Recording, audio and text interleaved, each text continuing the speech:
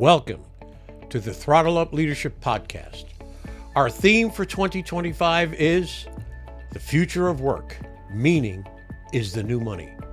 In a world shaped by rapid innovation and constant change, the pursuit of purpose and impact has never been more important.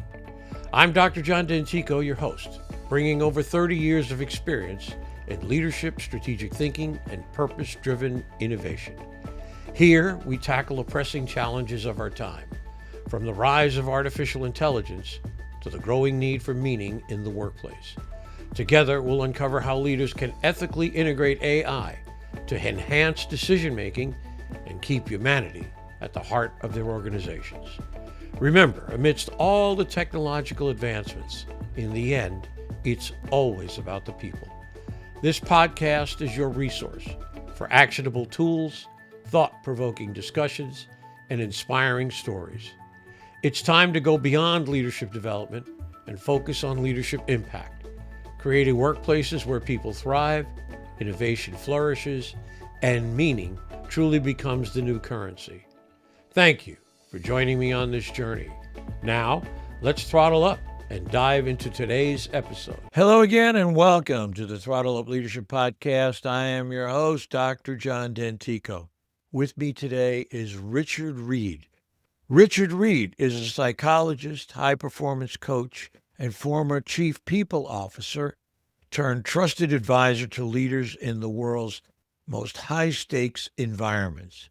With a career spanning elite organizations from the FTSE 100 firms to the City of London Police, Richard brings a blend of clinical insight and boardroom strategy to the table. As the founder of a discreet consulting practice serving CEOs, founders, public figures, and senior professionals, Richard specializes in the one thing most high performers rarely admit they need: support. He's built a reputation for helping those who lead under pressure navigate burnout, decision fatigue, toxic power dynamics, and personal crises without sacrificing influence, whether it's quiet anxiety behind a public persona, addiction masked by achievement, or team dysfunction that won't go away. Richard tackles the hard stuff with honesty, strategy, and a deep understanding of what it means to lead when the stakes are high and failure isn't an option. Today, he joins me here on the Throttle Up Leadership Podcast to share powerful lessons on resilience, crisis recovery, leadership isolation, and how to stay strong when others depend on you the most. And I am truly pleased to have him here with me today as a guest from the United Kingdom. Good morning, Richard. How are you? Hi, John. Lovely to meet you, and thanks for having me. It's a pleasure to have you here with me. Richard, I'd like to start by asking you my new leadoff question, and that is, tell me a little bit about yourself. Where did you grow up? And what were some of the influences in your early life? Okay. So I grew up in a family of three children in Birmingham. And for anyone who doesn't know, Birmingham's the second city in the UK. It's right in the centre of the country. Traditionally, it's quite a blue-collar environment. So if you wanted a professional career, you probably had to move away. That was the environment I grew up in. In terms of education, in the UK, we have something called a grammar school education. You submit an exam, and if you pass it, you can go to this sort of selective education. So that's what I did. It really gave me a foot in both camps, so to speak. So those aspiring people, but also the blue-collar environment. I think that really helped me in terms of I've been able to communicate with people from a variety of different backgrounds. That's great. The baseline, if you will, the seed of being able to, and I think that's so important, being able to talk to CEOs, people in very high positions, as well as people who are in the ranks or the rank and file. Definitely. I've always thought I did a pretty decent job at that myself, and I can't tell you how much it's helped me to be able to communicate on so many different levels. So, Richard, let me ask you this question. You work with leaders who are often carrying the weight of the world without showing it. What are some common internal battles high-performing professionals face that rarely get talked about? Well, I think for a lot of people in most positions, it's quite lonely, even this day and age, because people are looking at us for direction, they're looking at us for reassurance. And so there's a tendency for people to keep anything that doesn't quite fit the picture to themselves. The risk is that if you do that over a sustained period, that starts to take its toll emotionally, physically, mentally.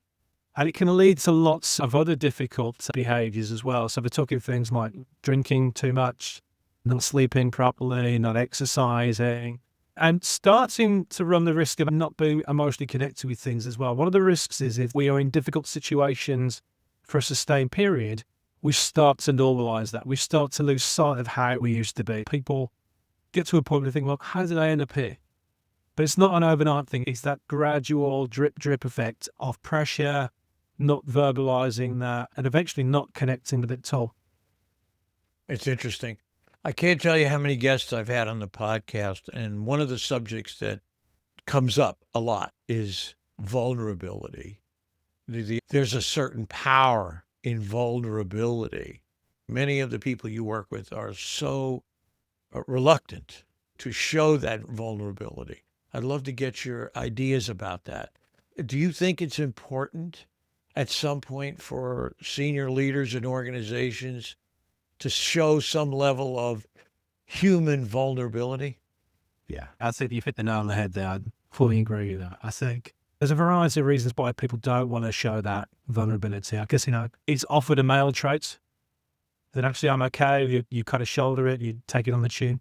And then the other thing I find is with a lot of females in senior positions as well, things are improving in that respect, but there's still a minority of females in the boardroom. And I think often they're also reluctant to show vulnerability because they don't want to be perceived as in some way being weak or coming under scrutiny. And that's unfair, but unfortunately, there's still a degree of truth in that in lots of quarters.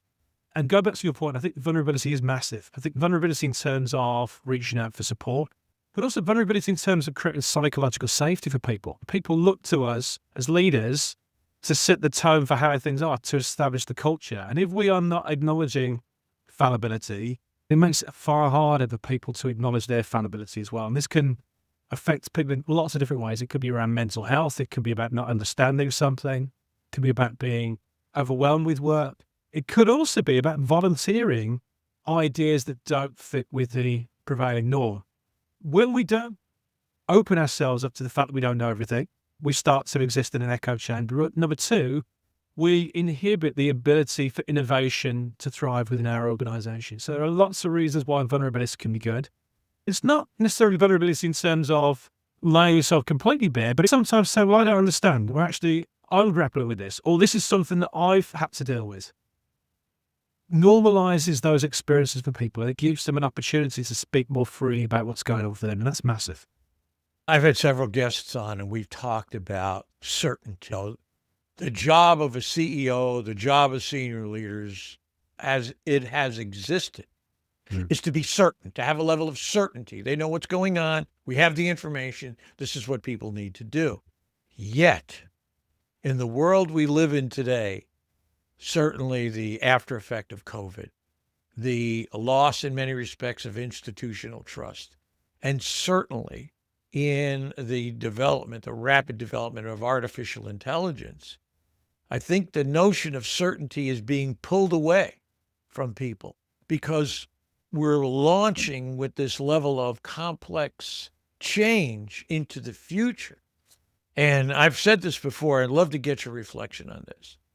When you are no longer certain, when you don't have that certainty, and here comes the ironic part of it, you have to embrace doubt and ambiguity. When you embrace doubt and ambiguity, you don't know. I don't know, right? So you, in a sense, as I like to say, it kicks the door open for collaboration and for reaching out and for saying, I don't have the answer. And that could be vulnerable. Someone would say, oh, well, that's a vulnerability. And again, we're not laying our lives bare.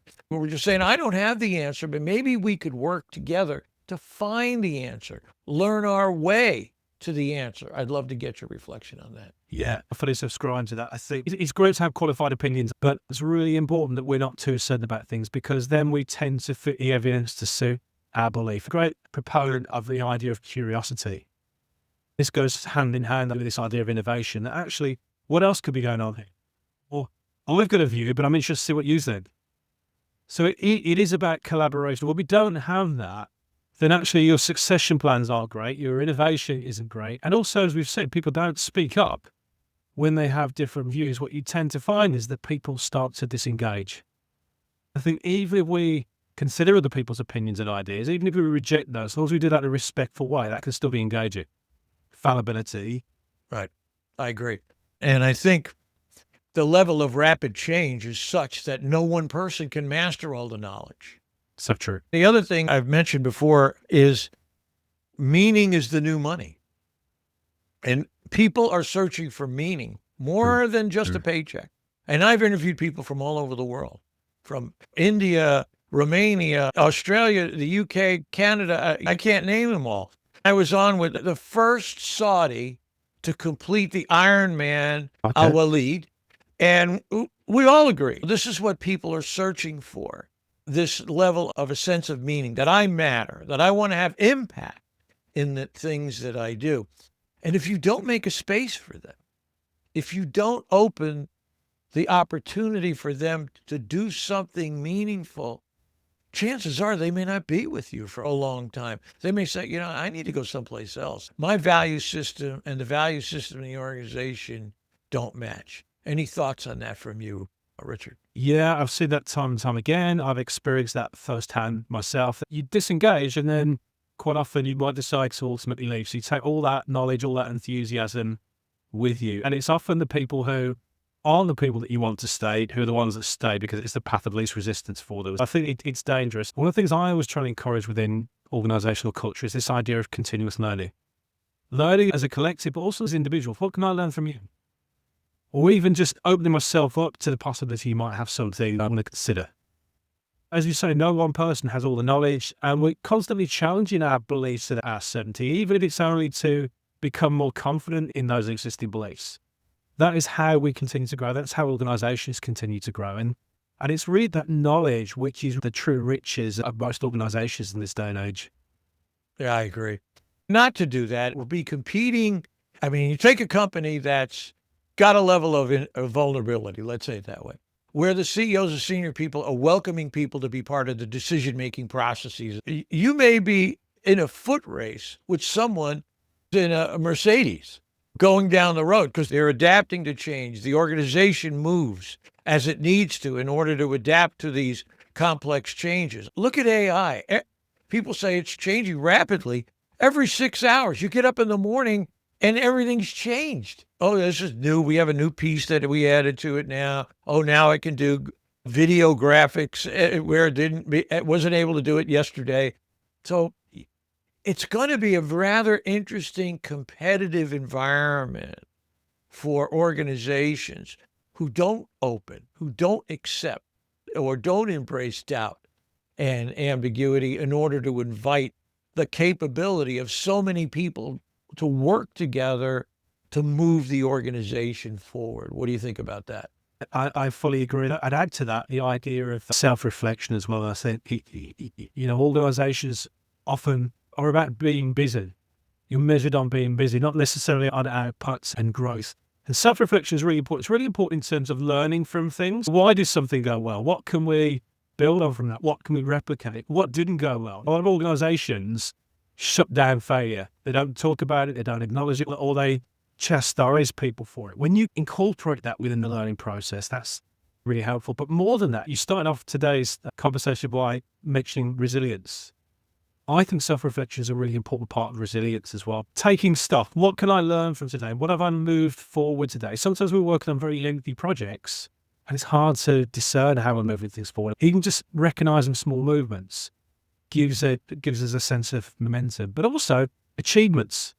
How many high achievers with organizations take success for granted? Right, I've done that. What's next? It goes hand in hand with, we're very good at recognizing when we've fallen short, not so good at recognizing when we've hit the mark. And taking stock of that is a way of recharging our battery. It helps us go for longer and longer.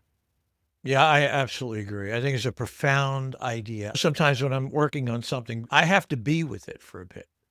I mean, you just, okay, I did this. I'm going to push it right out the front door. No, That's the temptation. You write something or you gin something up, you pass it through ChatGPT, say, okay, it looks good. Nah, I want to be with it for a little while, maybe a day or so, because I really want to see if I can see what see what it looks like tomorrow or the day after. Self-reflection is very important. It gives you time to just be with an idea, be with a thought, take your time and relax with it more than anything else. Because while you're doing that, my feeling is the subconscious is noodling away on it, right? Exactly. Yeah, yeah. As you know, as a psychologist, the subconscious is noodling away on that to the point where sometimes you'll wake up at 4 o'clock in the morning and go, oh, now I get it. Where did that come from? Well, the subconscious is working, doing business back there in the back of your head, even when you're sleeping. I'd love to get some responses from you on that idea. I totally agree with that. I've experienced that firsthand. We operate as human beings on so many different levels, and often we're going with the first impulse that says, this is the thing to do. It's about speed. There are times when you need to do things at speed, you need to get things out the door, but not as much as we think. When we're constantly operating at speed, we're encouraging the brain to get locked to a particular mode of operating. And having flexibility is really important for resilience. I'm choosing how much energy I'm applying to something. But it's also really important in terms of the overall outcomes. If we're constantly pushing things out the door, we make mistakes, we don't do our best work. But more than that, affects the quality of our interactions with other people. How much time do we lose trying to pick up the pieces in our relationships? I'm trying to refine the message we're delivering to meet with the individual that we're with. So often we objectify people and lose sight of the fact there are people in every step of everything that we do. So I think self-reflection and time for things to ferment is really, really important. I learned a technique a long time ago. It's called sprint and drift. You have to know when to sprint and you have to know when to just drift, and use those two interchangeably in order to really come to some sensibility about what action do you want to take and how do you want to do it. I remember one of the greatest pieces of advice I've ever read, I didn't believe I read it, was when you're faced with a very difficult and complex situation where you're under tremendous pressure, one of the things I learned was try not to make a decision yet. Try to just take a step back, take a breath, and see where it takes you in the next few hours or a couple of days, rather than, I got to make a decision today. I got to do it now. That kind of a thing. So it's very interesting to me. Let me move on to another question if I can. This is great. I love it. You often coach clients through burnout, identity loss, and decision fatigue. What warning signs should leaders look for before things spiral?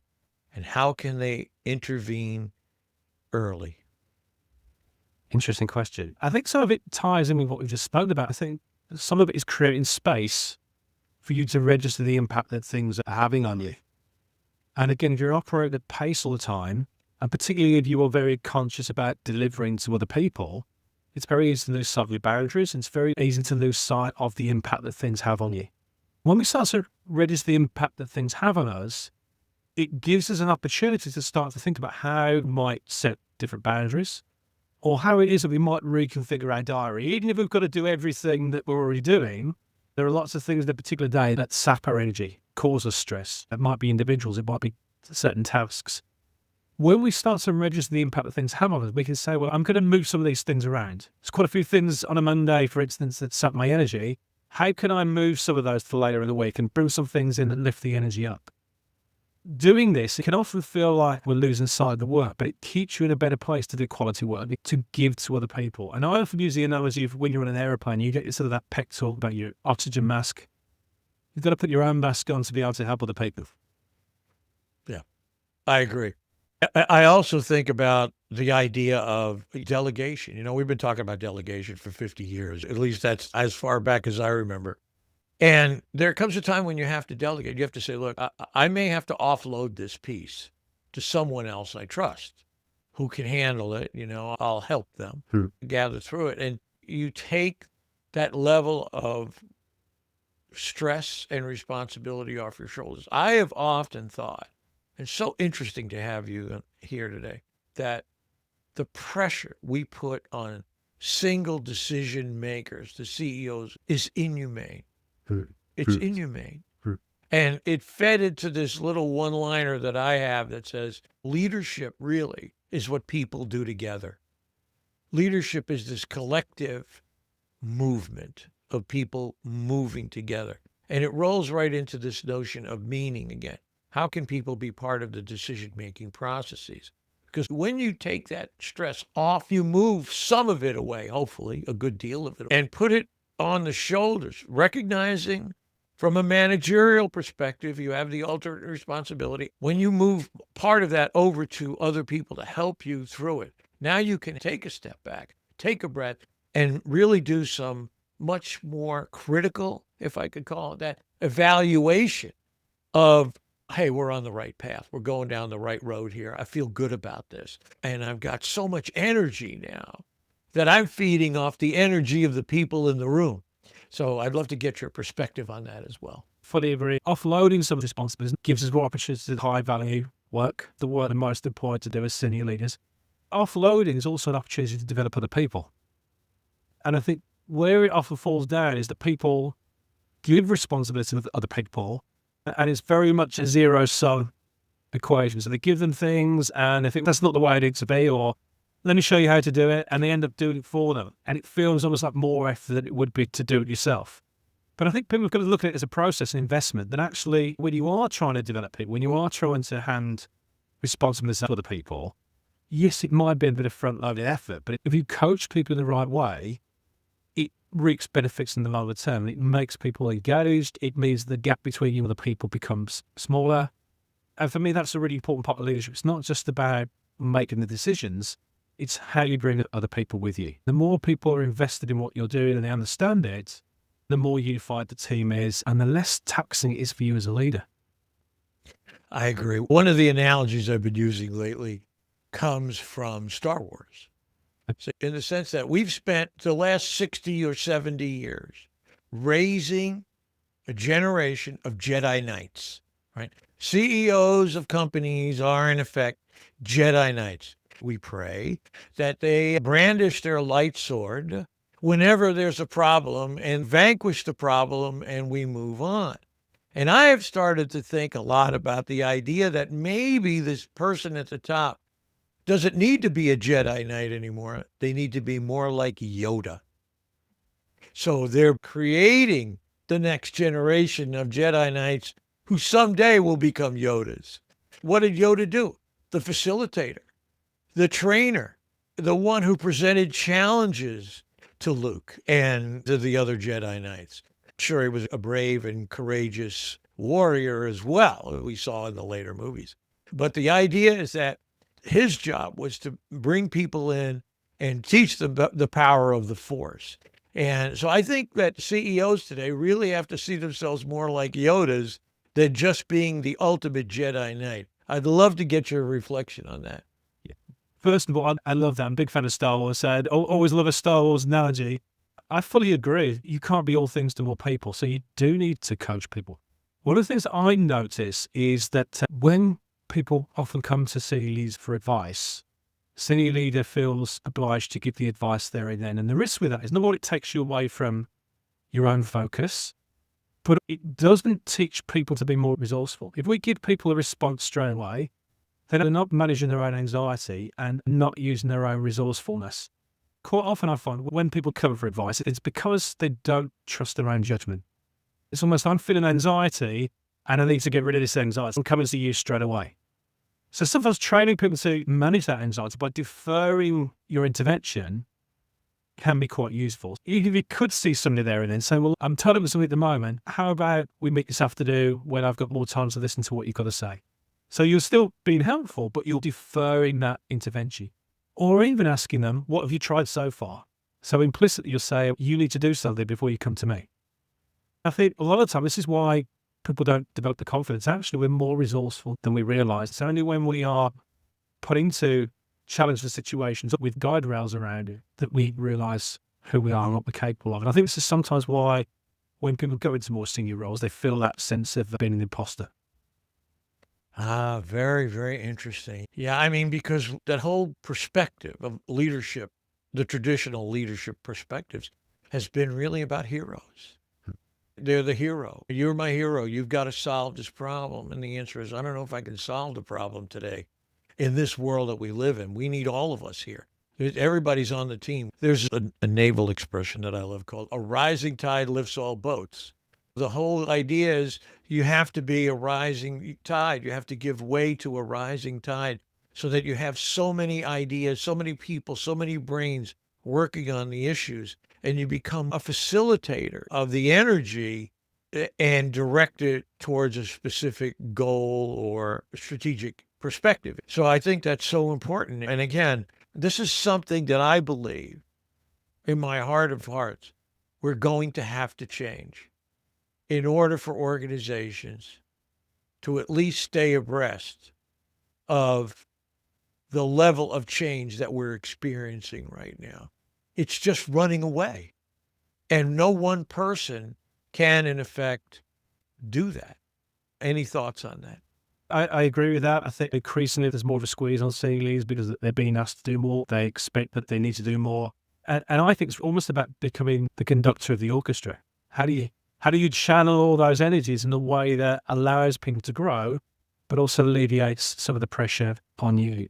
Another way of looking at it is the leader as a coach. You mentioned the word facilitate. So this idea of education, learning. How can I facilitate your energy? How can I help you to grow and understand some of the things that I'm doing?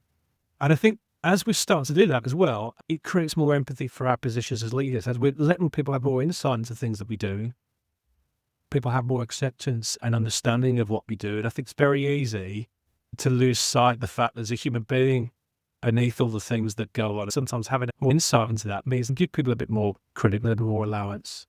And maybe we also check in with how they're doing. I agree. I agree completely. I'd like to ask you this question as we're getting close to the end of our session. If you just be reflective and take a step back for a second, this notion of leadership as it has traditionally been the hero perspective. As you take a step back and look at the world we're in right now, I want to get your perspective. Where do you think leadership and the future of leadership is headed? Where do you see it going in terms of your experiences counseling these very senior people in organizations? I think it's really about the human relationships, understanding more about what makes people tick, what motivates them, understanding where their strengths are, but where their development is. And it's really also about not being a jack of all trades, but understanding enough about lots of things to be able to have input and oversight on things. And I think you've got to trust people within the team to be experts in their field. So it's really about being a nexus of all of those things more than anything, because it's impossible to be the expert anymore. It really is about tapping into and unleashing human potential. I agree. In fact, you brought up a word here, and I want to key off that because I can't let it go.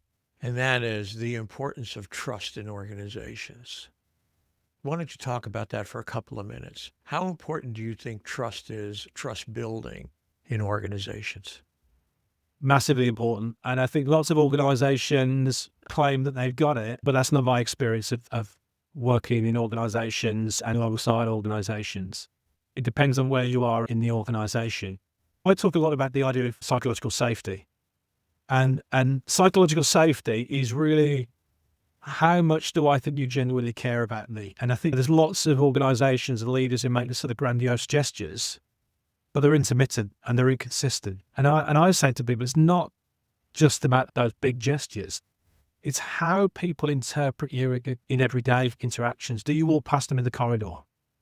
Do you not really know their name or pay them much attention? When you're talking with them, if you're asking them something about themselves, how much are you demonstrating that you're really interested? Do you retain facts? Do you ask more about how that makes them feel or what that's like? And those small gestures go a long way. They don't necessarily have to be directly about work, but they make people feel seen and heard. And that's where the genuine trust lies. So many times I hear leaders say, well, my door's always open if there's a problem. But if you're not present the rest of the time, or You look like you're so consumed with your own stress, you've got no spare capacity. I'm not going to come to you and talk to you about what's really going on. I think trust building, it takes time. It's a deliberate, intended actions. That's And the way consistent. I look at it. I had a guest on the other day, and we talked about consistency, and people lose sight of how important that is. Even if you're giving good news to people or you're giving bad news to people, you bring it all. And you have to be consistent in how you deal with people, because that's what people love. They know how to, I know how to react, or I know what this person's looking for, and different things. When I was a naval officer, we always feared the guy we called the screamer, okay, who was a captain who would just go off the edge all the time and scream. But here was the funny part about that. If he screamed all the time, that was okay, because we knew he was consistent. We knew what it took to satisfy his requirements. He's going to go off the edge on this one, but thank goodness I didn't come in contact with too many of those. But it was important to be consistent in word and action, so people could understand where you're coming from and how they can bring you what you need so you can make good decisions. Exactly. You understand the rules. You understand the baseline. It's so important. The other aspect is that a lot of people aren't very good at having authentic conversations. They're fine when it's good, but if there's something difficult, they'll skate around it, or appraisals. I know lots of people who will avoid having appraisals with their teams because they're frightened of dealing with difficult people or difficult conversations. But that's part of building trust. Actually, our relationship can withstand those difficult conversations. If it's only about the good stuff, you're not really testing the relationship. And a lot of people will know it's there even if you're not talking about it. I agree. And that, as you so aptly pointed out, to me, is one of the biggest hindrances to feedback. You want good, honest, constructive feedback. You don't have to be mean. There's ways of expressing to people, Exactly. Look, this is an issue. And offering, how can I help you do better or get better at this? What do you need from me? But there are people, as you well know, who are reluctant to give honest feedback for whatever reason. What are people going to think of me? Are they going to reject me? They're going to push back on me? Whatever it might be. Yet feedback is so very important. I'll let you have the last word. Go ahead. I think it's an opportunity to better understand each other, to recalibrate as a result. It's not a one-time conversation, win or lose. We can build from here. You understand me better, I understand you better. And that's trust. Even if you don't like somebody, you can still have trust. Right. And I think it's important, if you are a learning leader or a teaching leader, to be able to do that and find the words in a quiet way. Listen, here's some issue that came up. Let's talk about this. I think if you had done something like this, that would have been better. Think about that. I don't expect instant change. Yeah. Take it away and think about it, and let me know what you think. Let me know. Exactly, an ongoing dialogue. It's not a one-off. I've told you we're not going to talk about it until next year. That's right. Richard, this has been a pure delight. I appreciate your time here today on the podcast. I wish you and all your clients the greatest success in the future. Thank you so very much for being here. Thank you. Thank you, John. We appreciate it.